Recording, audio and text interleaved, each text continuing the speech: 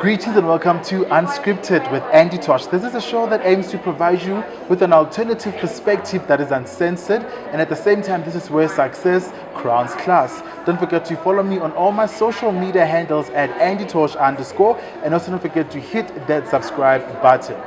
My guest today is a leading African-American theater, music, events, and documentary film producer born in Harlem in New York. He's an executive producer and founding member of the New Heritage Theatre Group. He's also an executive producer and co-founder of IMPACT Repertory Theatre. He has produced and co-produced theatre, music, and television projects, film festivals, and music tributes in the United States, in Japan, and South Africa, and also in the UK, including producing Mbongeni Ngema's Tony and Grammy-nominated South African plays Asina Mali and Sarafina. Technically, this is the gentleman that opened doors for Sarafina. Ladies and gentlemen, help me welcome my guest, Mr. Voza Rivers. I am so happy to be here today for this interview, Unscripted. When I arrived and I saw this handsome young man approach me with such enthusiasm, I knew that this would be special. So I'm glad to be here to meet him and to continue dialoguing.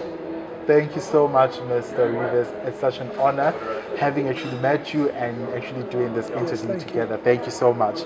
So there's an African awakening that's currently taking place where we see Africans from first world, second world countries, from all over the world looking to trace their roots back into Africa. Why is it only happening now? Well, this is in 1619, 400 years ago, was when the first Africans arrived into the Americas as we know it now. So we are in America celebrating 400 years of being in the United States. And you can't do that without tracing your history and knowing where you come from. That's true. And so there's a lot of regeneration around the African connection for all of us right now. And there's a great enthusiasm that's permeated all throughout the communities.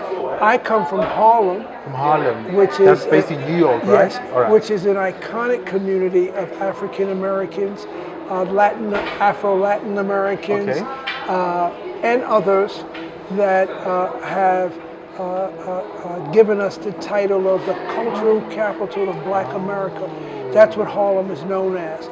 So when you say to someone that you are from the United States, when they meet me and I say Harlem, there's an automatic reaction because they have heard of Harlem. They have heard of Harlem. And our goal this year is that our local history creates a global impact. Yes. And so that's what we do wherever we go. That's interesting. So I just want to take you to back in the days when you had Sarafina rehearse over the telephone and you instantly said that I want these people in the United States of America. What is going on in your mind in that particular moment?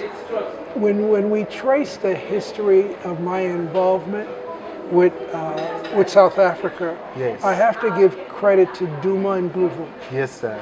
Duma was a young man, a student in the United States, very close to Hugh Masekela, and I have a theater company in Harlem. Yes. An African American theater company. And one of our producers and actresses by the name of Phyllis Yvonne Stickney brought Duma by the theater to discuss the cultural movement that was taking place in South Africa during the height of apartheid. Yes, yes. This is in 1984. 1984, that's way back. Yes, that's way back. That's way back. So through Phyllis Stickney and Duma started telling me all these stories about South Africa and its cultural underpinning. And I found it to be very fascinating. It just so happened that the Market Theater had Mbongeni Ngema and Percy and Tiwa in New York at a theater doing a play called Woza Albert. Voza, yes, yes, yes, yes. And they took me to see Woza Albert because my name is Voza. Oh, so Voza, the rhyming of the names. Immediately when the guys met me from South Africa, they thought I was South African. Oh, interesting. And in fact, when you see photos of Mongani, there is some similarity, And skin resemblance tone as well, and definitely. resemblance. So it was through that relationship that those two actors who came to the United States did a wonderful job, Yeah. or won what we call the Obie Award, which is the prestigious awards given to off-Broadway theater, said, we have been in the United States, we have been downtown, but we have not seen any blacks coming to see the show. Why is that? And then I explained to them what was happening, and they said, well, where's your theater? Yes. I said, it's up in Harlem. They all heard of Harlem. They said, well, we have to go to Harlem. I said, but you can't come to Harlem because you're here under a production contract that says that you leave South Africa, you come to the United States, you're in one location, and then you go back. Fortunately, the two actors were so convincing that they wanted to come to Harlem that we found a way to bring them to Harlem and get major news coverage. From Soweto to the Village to Harlem. New York Times kind of Covered that entire. Yes. Because I was with Babu Mbongeni Yes. 2 days ago. He actually came through. He came to pay a visit at my office just the other day, and he narrated the story to me. It was quite fascinating that the play was doing very well, but he was often intrigued to say that, but where are the black people? Why am I not seeing the black audience? Because I've produced this work for the black people. And that is when he told us that from there, the show moved to Harlem. There were some challenges happening around that time. Yes, of course. But you were able to make That's it right. happen. That's right. And to a large extent, he actually went to the ticket box and to go find it exactly. Are you sure that this is a paid event? Because the way it's so packed and there's a lot of black people, I doubt that these people are paying. And to his surprise, he was told that this is fully booked for the next coming 6 months. And that was like, wow. It was amazing. I can imagine. It was amazing for this small theater company in Harlem, 99 seats. When word got out that the show was going to come to Harlem, we squeezed in 200 seats Whoa. into a 99-seat theater. People were coming up with folding chairs. They were bringing their own chairs because they heard the theater was so small and there weren't any chairs. Mongani promised me that he was going to come back home. He was going to write another play. Yes. And that second play that he wrote was called Asinamala. Asinamali. And he said, I don't care, whoever wants to do it, you have to do it first, and it has to come to Harlem first. Definitely. So we did 5 weeks, sold out, and it was phenomenal. Quincy Jones, Harry Belafonte, Paul Simon, Ladysmith Black Mabaza, all of these guys, when they were coming through, had to come and see this South African play. Wow. Well, a year later, Harry Belafonte, Miriam Makeba, Paul Simon, Duma, and others took Asinamali to Broadway. I heard, and I was like, this is amazing. These are stories that a lot of us still don't know and how it came about. And this is an Went to exciting moment Broadway, now. went to Broadway and got nominated for a Tony. Okay, so again, the validation of the work of Mongani and Gamer and the young artists coming from South Africa was just amazing. Oh my goodness. And for me and my theater company Yes. to be involved was another kind of blessing. It was like a divine order that this should happen, because Wow. then they go back and they write another play. And that third play, of course, is Serafina. However, The Legend I'm of listening to Serafina. Mongani. He's talking to me about what he's doing, but he never tells me that there are 35 actors. I got a 99-seat theater, remember? For 35 actors now. And he's talking about bringing in 35 actors and musicians and children. It was above, it's like my Oh pay my grade, goodness. okay? But luckily, because of the 2 previous shows, Yes. we were able to get Lincoln Center Theater, which is a major downtown theater, to now partner with us to make sure that committed artists could bring that show to Lincoln Center Theater. And once it was in Lincoln Center Theater, we then took it to Harlem so that the Harlem people could also get a sense of it. Exactly. Because at that point, we thought that the young people were going back to South Africa. Yeah. The producers of Lincoln Center said, we recouped all of our investment in this play. And Voza, what do you think? Should everybody go back to South Africa, or should we go to Broadway?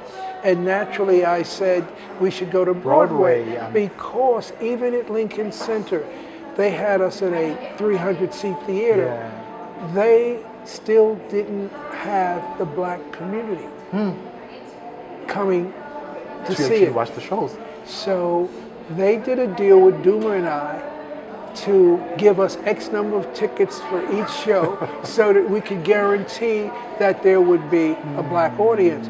When it was decided to take the show to Broadway, into another theater, and we would be involved in all the marketing and promotions, they had an advanced buying of tickets that Broadway hadn't seen before. Oh my goodness. For Sarafina. That Sarafina is was on amazing. Broadway for 2.5 years, and it did a national company and then the international companies all over the world. Thanks to Committed Artists and the work that they created, they allowed me to head up Committed Artists US. And I negotiated a lot of the contracts for them as the show started going to Japan, going to Germany, going to other places. The South African community validated me and says, this is your project, and we want you to head it up. Remember now, Sarafina was the big one, but Mongani's next play was called Township Fever. And that had 37, 38 actors, and we did that at the Brooklyn Academy of Music. Yeah. It was slated to go to Broadway, but we couldn't get a theater. But again, just to being involved at this level with South Africa and Harlem, and the talent that comes from here, it's a divine mission for I can myself. imagine. Yes. I can imagine. So I understand that during your guys' era, you were fighting a different struggle whereby your solace and weapon of justice, it was music more. So I need to understand that in terms of theater and liberation of stories, would you say that you have achieved what you wanted to achieve? We've achieved what we wanted to achieve, especially with the stories coming out of South Africa. 'Cause there were stories of struggle, activism, and commitment, all demonstrated in the storylines and the singing, etc. So for our audiences, it was also a rallying cry, because when Sarafina was on Broadway, and the number of blacks that actually understood through the music of the kids and the storytelling that they needed to also support the dismantling of apartheid. And that's what happened. We also were invited to the United Nations to perform. We also received the Medal of Peace from the United Nations for the work that we did with Sarafina. It was amazing. It was amazing. Of course, you had your political parties and you had ANC, but when Sarafina came, that message was real clear. Nobody had to hit you over the head. Yes. Not only did you get the message, but you felt it. You felt it, which is more important, Yes. the feelings around it. Yes. Oh, wow. So now, we look at the current economic landscape, particularly in the arts and entertainment industry, which, by the way, it is the driving force towards a greater GDP in each and every economy. What lessons would you impart to up-and-coming artists, to people that are looking to get into this industry? What is it that they need to do so that they can understand the business of the arts entirely? You know, this is a really good way to go into a conversation. In America, a lot of our actors go to colleges and take courses on all aspects of acting, Yes. directing, playwriting, all of that. When they come out of those schools, they want to go to the major institutions, theatrical institutions. The small theaters, like mine, it's very difficult when an artist comes out of school with an enormous financial obligation. Oh, yes. And so they're looking where can they get paid so that they could continue on their track. Makes sense. For us, what we have been able to do is to provide a training ground for them in spite of it, but you have to come with a commitment because we can't compete with Broadway, but what we can offer you is the experience that you want. When I started out in theater, I was a volunteer. No money, volunteering because of the work that the theater was doing. I volunteered for 6 years. The artistic director came to me and said, his name was Roger Furman, and he said, Voza, I just love working with you. You have a really good business sense.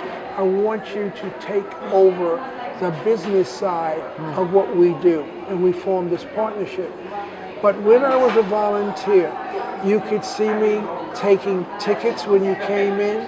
You could see me in the box office. You could see me doing maintenance in the bathroom or taking my car and picking up props. Oh, yes. Focusing lights, painting sets.